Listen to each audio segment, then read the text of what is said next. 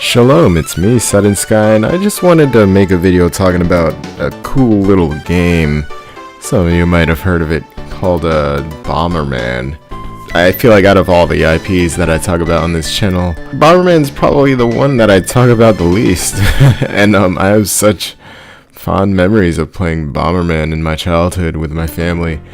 And seeing as, well, the first Bomberman game in years just came out recently, Super Bomberman R, I think it's called. I think it'd be a fitting time to talk about Bomberman. And for this video, I guess I'm only going to be talking about the first 3 games. And maybe later I'll do the other 3 games, which, I mean, we'll see what happens. But for the first, well, I mean, I should probably get this settled. If you don't know who Bomberman is, Bomberman's basically, the plot of Bomberman is this robot named Bomberman, soon to be later known as, I guess, White Bomberman. He was a robot underground, and he created bombs for a living. And he heard that if he traveled to the surface land, he would turn human, and that's what he did. He went out of the ground and then turned human. And yeah, that's the basic premise of Bomberman. There's not really much plot in the early games of Bomberman. Not that he really needs any. The focus of the actual games is in the game itself, where you walk around in these square-like patterns, and you finagle your Bomberman around these blocks in order to drop bombs that will explode in an XY axis and destroy different blocks. And some blocks can't be destroyed, others can, and that's where the actual puzzle aspect of Bomberman sort of comes into play, where you have to if you want to kill someone with your bomb, you'll have to strategically place your bombs in a pattern in which you could trap your foes or explode your bombs with a good amount of timing at the right place. And but the game of Bomberman is very interesting, and I feel like it's like no other.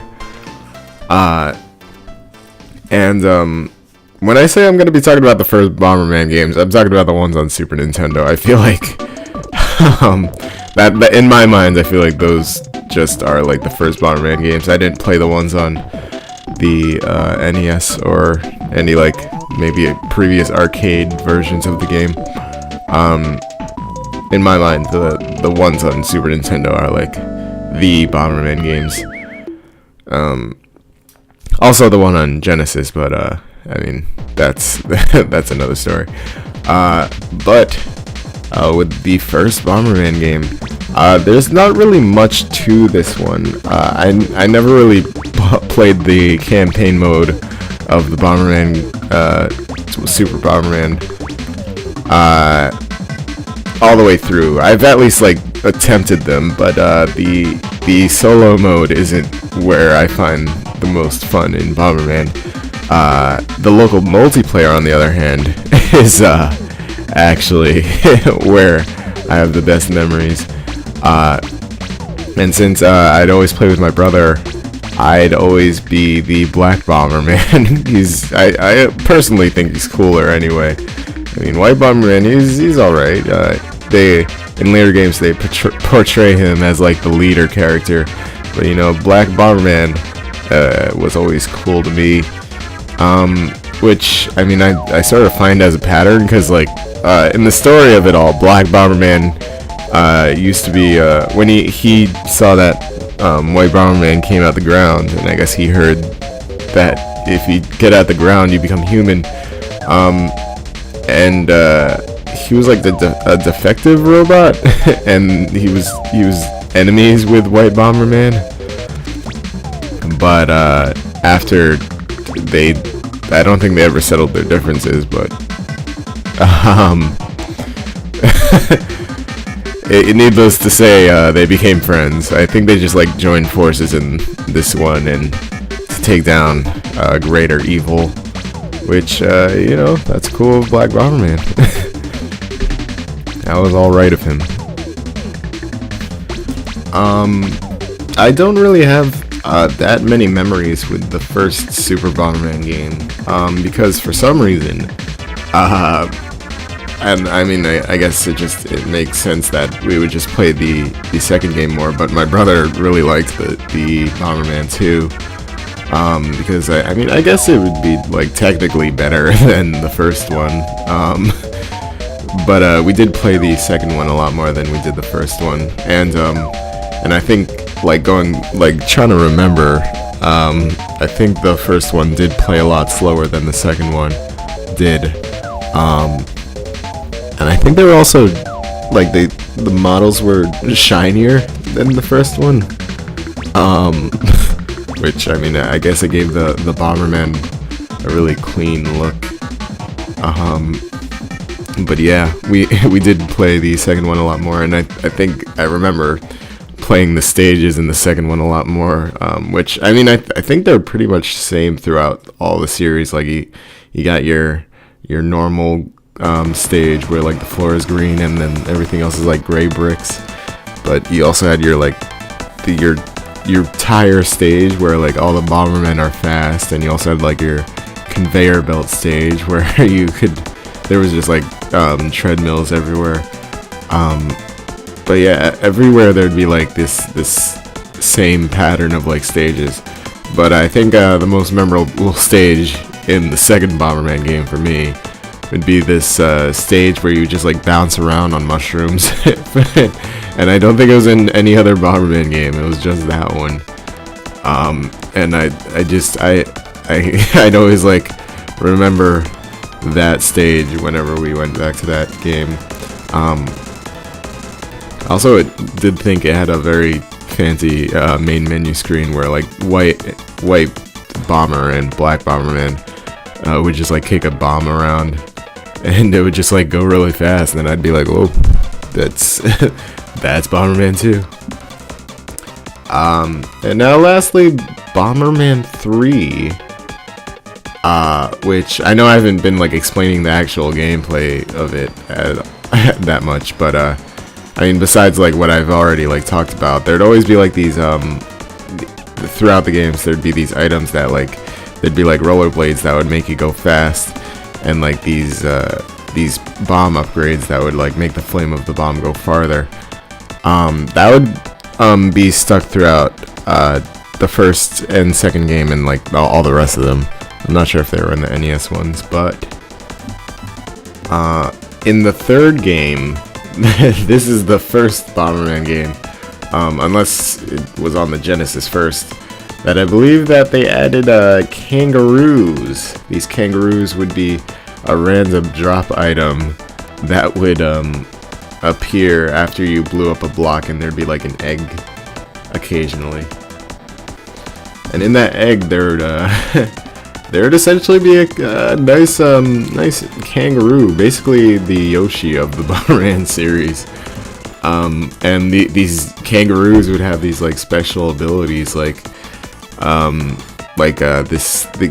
my favorite one would be like the kangaroo that would kick the blocks, and it would just like make things all distorted for the layout of the land. And I'd always just like kick the blocks at my brother and just like trap him in blocks, and then like make it unescapable unless like he dropped a bomb. But sometimes the bomb would be too close of a corners for him to get any use out of it, and he would just like kill himself with his own bomb. And I'd just be like, got him.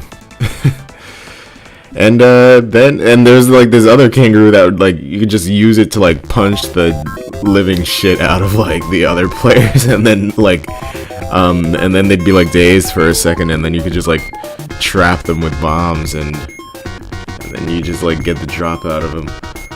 And then there'd be like this really fast one that would just like, it would dash across the stage at like light speed. The kangaroos were just like a very nice addition to the Bomberman games. I feel like they were a necessary step to innovating the Bomberman formula. But you know, I've not looked at enough footage to know if the new Bomberman game has the kangaroo thing. I do know that like cause I did play one of the recent Bomberman games. There was this one that came out for the Xbox Live and WiiWare, which like it used the Bombermans as like 3D models, and there was no kangaroos. I was very disappointed. I mean, if Bomberman R doesn't have the kangaroos, I mean, I wouldn't be surprised. They'd probably use that as like a reason to make a second Bomberman R game, to actually add the kangaroos of which you can ride, because I feel like the kangaroos should be a staple in the games at least. I mean, they're very prevalent in the Super Nintendo ones and Genesis, but I digress. Yeah, so Bomberman 1s through 3 are very good games. If I could choose out of those three, which Bombermans I would play right now, it'd probably be the second or third one. Probably more the third one for the kangaroos, but I mean there are other ones that are way better than the third one. I'd probably go to the second one for nostalgia, but the third one for kangaroos. No real reason to go to the first one. The first one was just, you know, it was Bomberman at its like most basic. But yeah, I think that's all I wanted to talk about for Bomberman. Just a very laid back video. Just remembering, just reflecting, because it is very cool that they, like, after like what 5 maybe 6 years of not making Bomberman games, and then Namco Bandai coming in clutch. Guess they didn't want to have their last Bomberman game be on iOS. But yeah, that's me remembering Bomberman, and I'll see you guys later.